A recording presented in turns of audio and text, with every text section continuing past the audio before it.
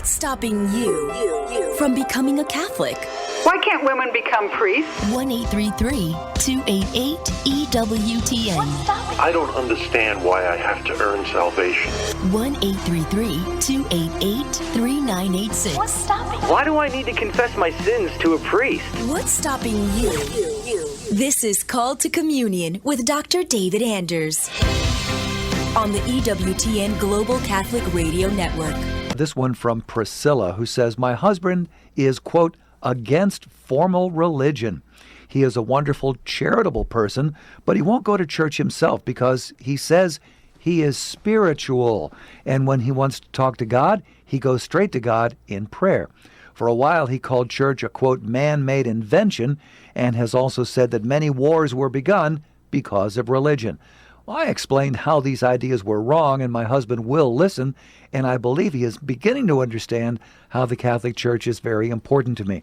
How can I persuade him, number one? And number two, is there any book that you could recommend? Thanks, Priscilla. Yeah, thanks, Priscilla. I appreciate the question.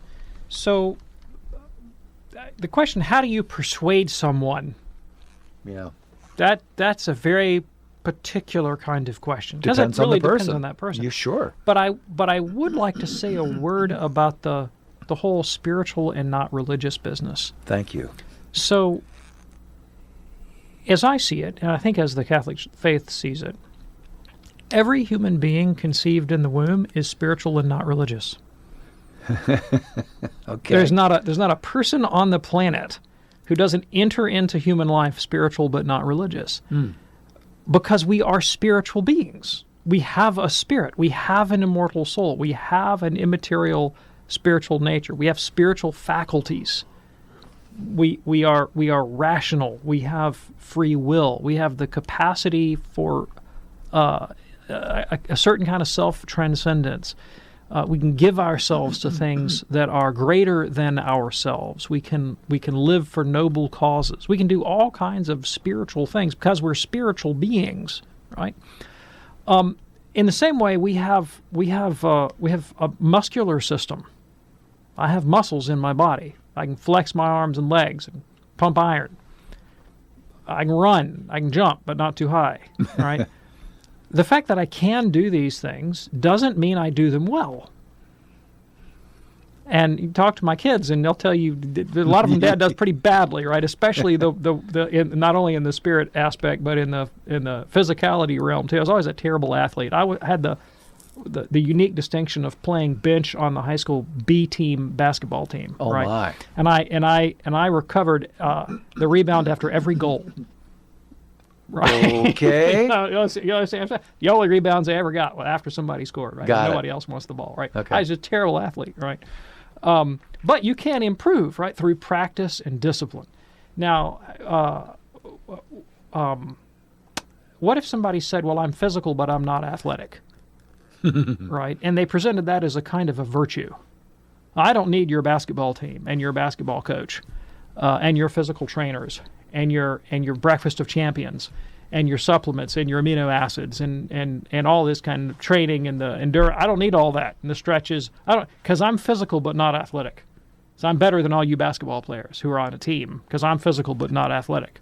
You'd look at me like I had two heads if I talked that way. You're like, Anders, you need all the help you can get, right? You're never going to make it off the bench. Charles is laughing on the other side of the glass. If you don't train with people who know what they're doing in the athletic realm, you're never going to make it off the bench. Right. Everybody's born with, an exoskeleton. Well, not exoskeleton, an endoskeleton. Sorry, and musculature and nerves. But you got to train them to do what they're for. Sure. Okay.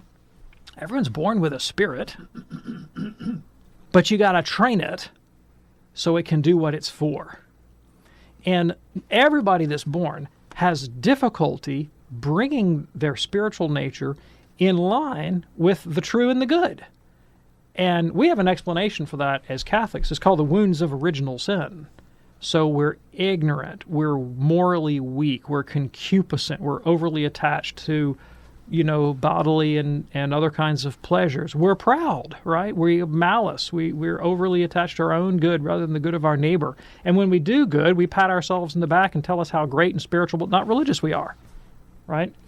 And the point of religion, at least from the point of view of the Catholic faith, religion is actually a kind of a virtue. Like a virtue is a habit that orients us towards some good.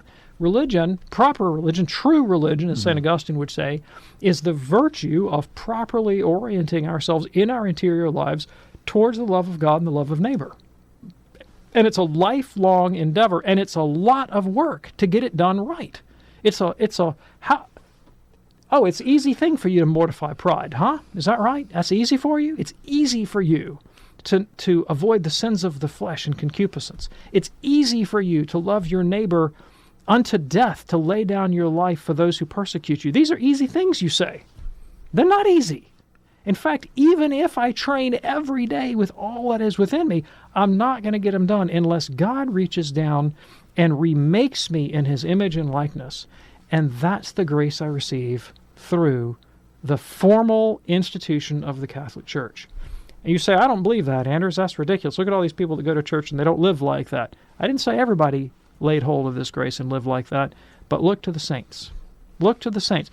Look at how they credit their victorious spiritual lives. You will not hear them saying, I was spiritual but not religious. No, they're asking for every ounce of grace they can possibly get through the church, from spiritual directors, from the teachings of the tradition. That's how they became the overcoming kind of people they became. Can you recommend a book? Start reading the lives of the saints.